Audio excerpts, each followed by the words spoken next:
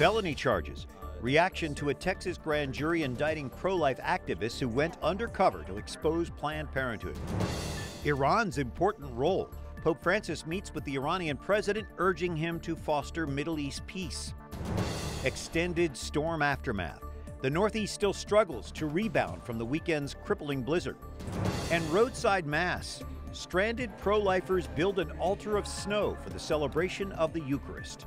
Those stories and more on EWTN News Nightly for Tuesday, January 26th, 2016.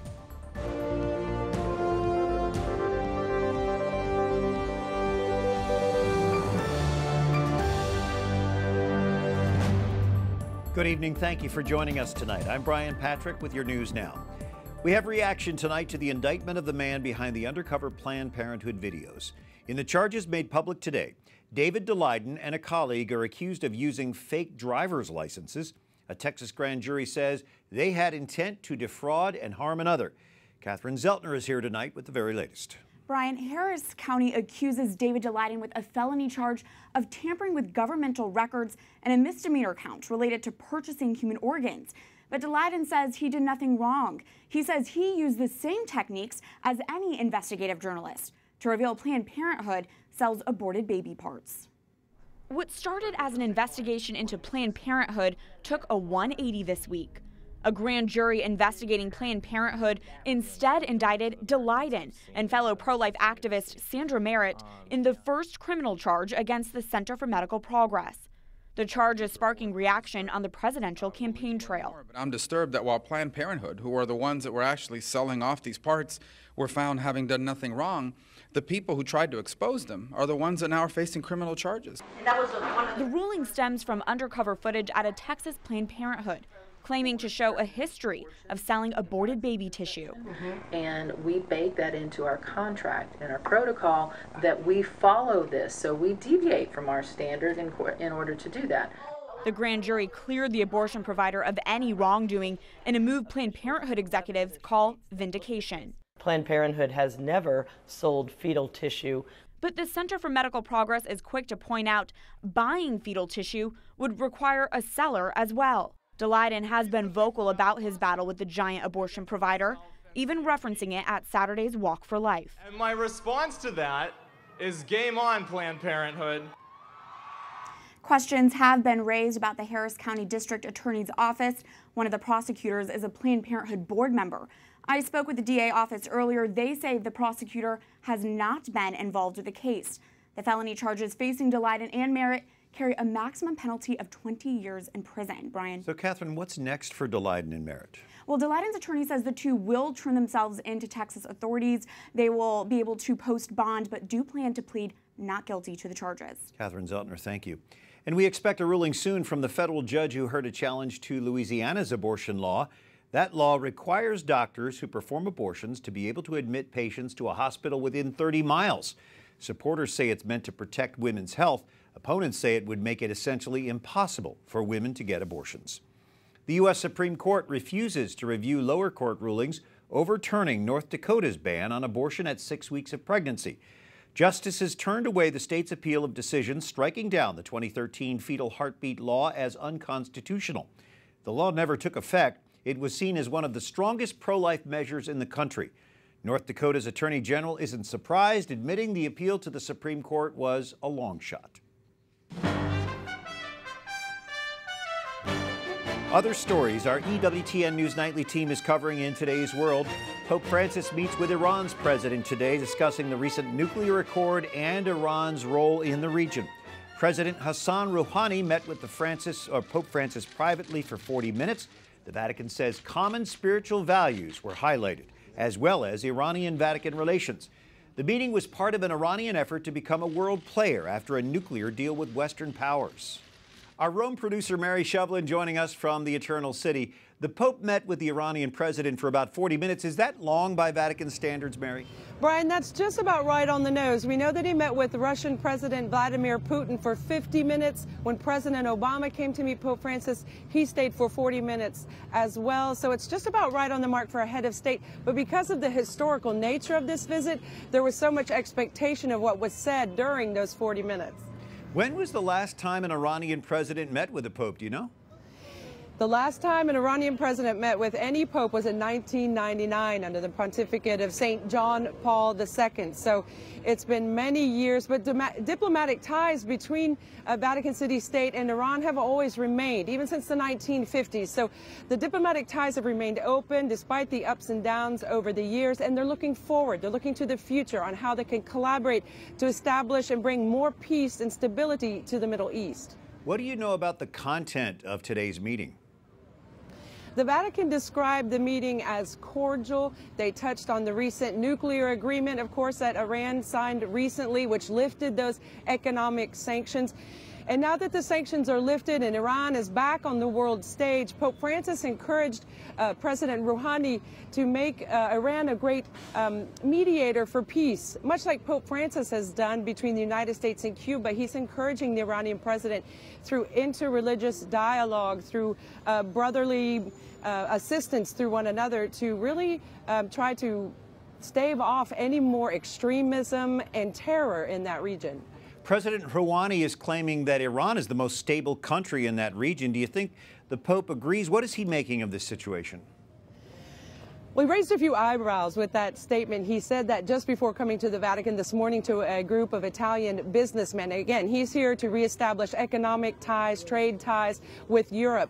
So he said, we are the most stable country in the region, and Pope Francis is encouraging him along those lines. And if you are the most stable, if we're able to do business with you, not just economically, but also politically, then let's keep going forward and help us mediate and stabilize that region, especially in Iraq and, of course, neighboring Syria.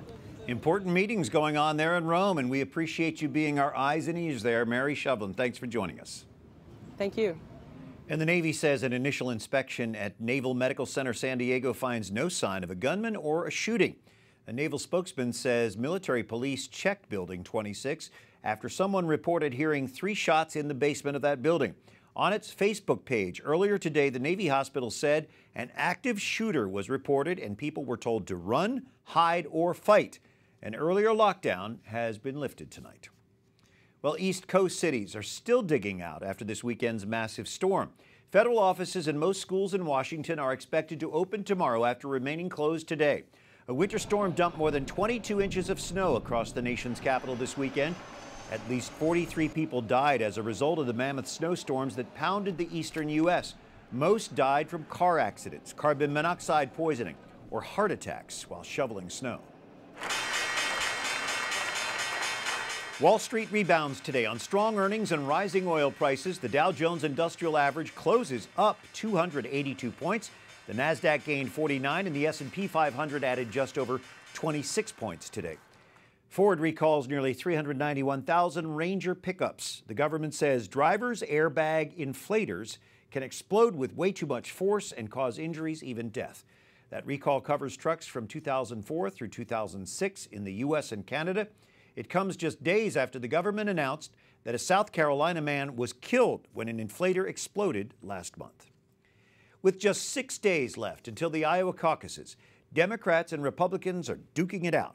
Democratic presidential candidates appeared together on CNN one last time before the caucuses in Des Moines last night. Lauren Ashburn begins our political coverage tonight. Iowa caucuses are the first major electoral event of the nominating process and essentially kick off the political season. Both parties are canvassing the state. Last night, the gloves were off as Democrats took center stage answering questions by a handful of voters. Bernie Sanders touted his pro-abortion stance despite not being endorsed by Planned Parenthood. I have a 100% pro-choice voting record. In every speech that I give, what I say is not only do we stop the Republican efforts to try to defund Planned Parenthood, we should expand funding for Planned Parenthood. Meanwhile, Hillary Clinton, who gained Planned Parenthood's backing, hit the airwaves with a new ad promoting her commitment to family. I've spent my life fighting for children, families, and our country, and I'm not stopping now. And she explained why her experience is a plus. Look, I've been around a long time. People have thrown all kinds of things at me. I just keep going forward because there's nothing to it. They throw all this stuff at me, and I'm still standing. While Clinton and Sanders are neck and neck in the Iowa polls, 42% and 40% respectively, Martin O'Malley hovers at 4%. He's sandwiched in between older, more experienced political hands and used that as a differentiator. Hold strong at your caucus because America is looking for a new leader. America is scanning the horizon.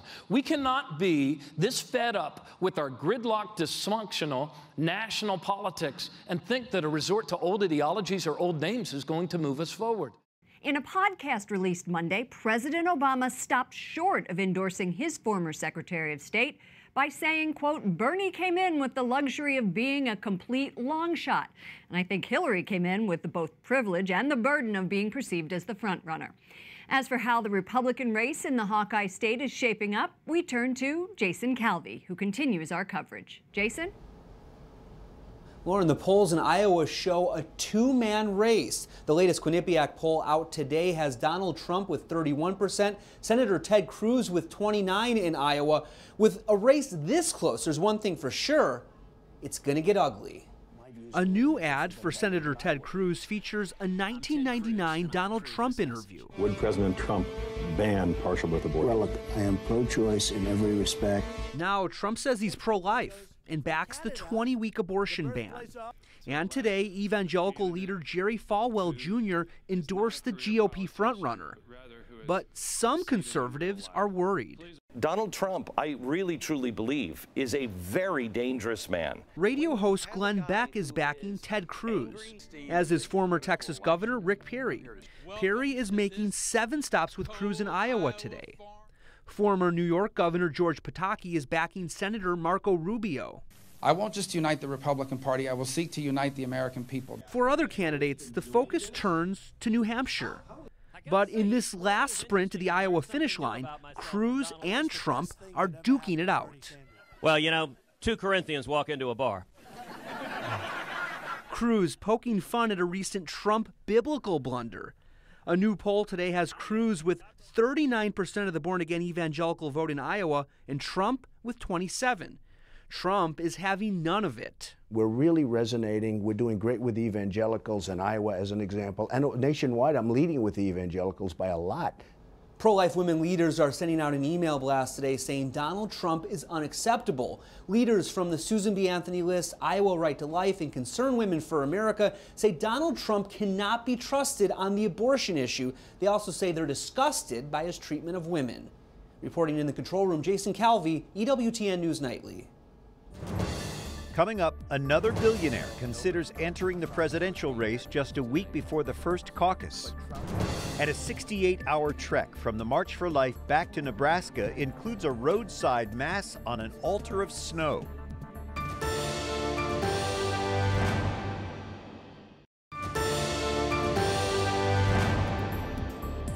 Pope Francis reiterating the importance of the corporal and spiritual works of mercy for the upcoming Lenten season. The Pope's Lenten message was released today. Ash Wednesday, just 2 weeks from tomorrow. Thanks for joining us this Tuesday evening. I'm Brian Patrick. Former New York Mayor Michael Bloomberg takes early steps toward possibly launching an independent campaign for president. Bloomberg has retained advisors and plans to conduct a poll after the February 9th New Hampshire primary. The billionaire media executive's plans were first reported by the New York Times this weekend. He's reportedly set a March deadline to decide if he'll run, ensuring his access to the ballot in all 50 states. Bloomberg's efforts underscore the unsettled nature of the presidential race just a week out from the Iowa caucus. Well, the House votes next week on a reconciliation bill that includes defunding Planned Parenthood. That vote was supposed to take place this week, but it was pushed back because of the blizzard. Pro-life lawmakers hope for enough votes to override the president's veto, but that will most likely fall short. Meanwhile, Planned Parenthood hails the indictment of David Daleiden by a Houston grand jury. We're going to Chicago, talking to Peter Breen, special counsel for the Thomas More Society representing David Daleiden. Peter, on what legal basis is Daleiden being charged? Well, the grand jury has issued an indictment for 2 charges, and the first one was for offering to purchase baby parts, which of course we know, and everyone in the country knows, that David Daleiden was not actually looking to do. And the second charge is one that's called tampering with a government document, which is a fancy way of saying using a fake ID. And we're looking at that and saying, you know, if David can be charged for that, then so can ABC, NBC, CBS, and any other investigative journalism outfit. So we respect the process here, but we are really surprised at the basis, the legal bases for these claims. We think we've got very good defenses. But Planned Parenthood will stop at nothing to try to clear their name. What do you think their main aim is here? Well, Planned Parenthood throughout has been trying to distract from the real story, which is what is shown on the videos. You can see it with your own eyes, that they are trying to get money for the sale of baby parts. And this actor in Houston, Planned Parenthood Gulf Coast in Houston, was one of the particularly bad Planned Parenthood. So, I mean, they were doing this practice. They have engaged with David and wanted to have him come and purchase their tissue. So for that reason, we think this is not a place that they want to fight us. So this is a case that I know the Thomas More Society will continue to defend David Daleiden and the Center for Medical Progress. Is this more than just an individual or this particular situation? Absolutely. First off, the entire First Amendment and the investigative journalism as a whole is hanging in the balance with these cases. You know, Planned Parenthood across the country is trying to push this narrative that somehow David did something wrong by revealing their bad acts. Look, he's a whistleblower just like any other. And in this case, he has captivated the attention of the nation. He has triggered congressional investigations, statewide investigations. Right after this indictment came out last night, the Attorney General and the Governor of Texas immediately said, hey, Texas is still looking at Planned Parenthood, and we're still going to go after them for any legal violations we find. Well, thank God David has good lawyers. Peter Breen with the Thomas More Society. Thanks for joining us, Peter. Thank you, Brian. With a blizzard bearing down on D.C. on Friday, the March for Life did make headlines, but it appears numbers in those headlines were far below what organizers estimate. The New York Times states hundreds brave snow at March for Life in Washington. The Washington Post headline referring to marchers as a small, faithful crowd.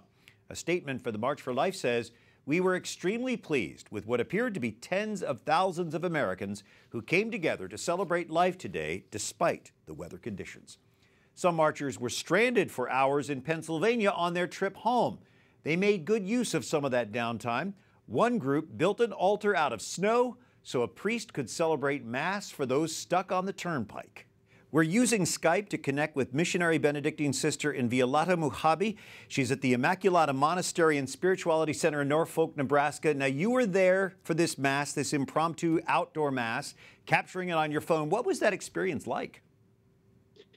It was quite amazing, actually. You know, okay, so my bus, we are there, we are stuck, and we sleep on this side, you know, in the interstate the whole night. And morning comes, it's all snowy, 18 inches of snow on the ground. We are not going anywhere. And the kids on my bus are like, I mean, we are from Nebraska, so they get out to play in the snow. But while we are doing that, there is this bus of kids from the Twin Cities in Minnesota, and they come up with this interesting idea of let's build an altar while we are at it. So that's how the whole Mass thing started. Somebody decided they're going to build an altar. And which happened, they didn't have a priest on the bus. So they are building an altar, they don't have a priest, but word gets around and we end up with this priest who has like 300 hosts, and they're like, well, we're going to have Mass. And just like word spreads down along the interstate and people just begin to congregate for the Holy Mass. It was just amazing to watch because it's cold, it's snowing, it's like out in the middle of the interstate, but people were just so excited. It was just an exciting moment to watch people respond to that. And we're all excited with you because this is a wonderful story. Finally, some people would say you were crazy for even going. You knew about the forecast. How do you think that this trip witnesses to the sanctity of life? It's important to realize we got stuck on that interstate because we are standing up for life. And all these kids on that interstate, they got that. They realized it's worth the sacrifice. It's worth being out there, making a statement and standing up for sanctity and sacredness of human life. Sister Inviolata, what a beautiful story. Thanks for sharing it with us. Thank you so much, Brian. I also appreciate you giving me a call. God bless you in your ministry, too. Up next, breaking down CNN's Democratic town hall in Des Moines last night. And a priest converts an ambulance into a field hospital for sinners.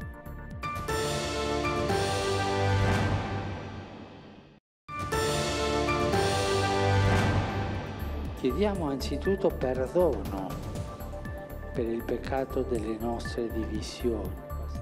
Pope Francis asking Christians around the world to forgive the church for unchristian behavior.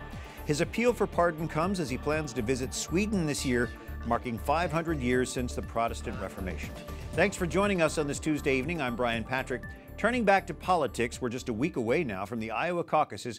Mike Lillis, senior reporter for The Hill, is with us for some analysis. Did the Democratic candidates show any sense of urgency in their town hall last night in Des Moines?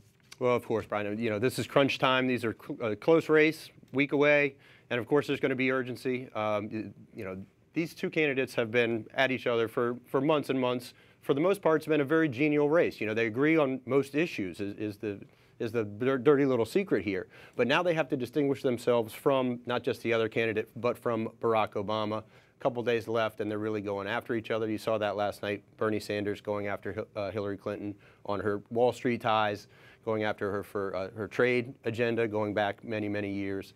And Hillary was a little bit nicer, but at the same time that she was talking on stage, her campaign was shooting out all kinds of emails to reporters. Behind the scenes, pointing out all the distinctions, going after Bernie on guns, and Iran and foreign policy things where she thinks she has a real advantage. The GOP debate has there's one more before the caucus, right? That's right. So do you expect infighting there? Of course. You know, for the same reasons, you know, the two front runners there, very tight race, Donald Trump, Ted Cruz, and they had sort of an unspoken agreement for many, many months where they weren't going after each other. Not anymore. Not anymore. The gloves are off, and now they're running ads all over Iowa, really going after each other. You saw Donald Trump going after Ted Cruz as being far too anti-establishment. You know, he just doesn't get along with anybody. He's too divisive. He can't be the guy. And Cruz firing back at Trump and pointing out liberal positions that he's taken. I know we're still a week out, Mike. Who rises to the top in your opinion?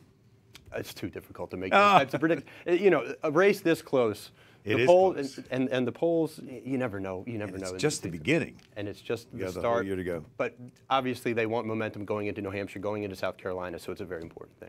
Mike Lillis with The Hill. Thanks for joining us, Mike. Thank you, Brian. Well, on this Jubilee Year of Mercy, a priest takes confession on the road to meet the people where they are. Father Michael Champagne of the Diocese of Lafayette converted an ambulance into a mobile confessional. What inspired you to do this, Father, and how does it tie into the Year of Mercy? Well, Brian, we were trying to do this for a number of years for the Year of Faith, for evangelization, get down to the malls, to where people were at. It was inspired by some work that they were doing in France and Europe. And but when the Year of Mercy came around, it was more urgent, and we were able to get one on eBay and convert it in about 2 weeks and put it to work on December the 8th. How are people reacting? Is it just curiosity, or are you actually hearing a lot of confessions?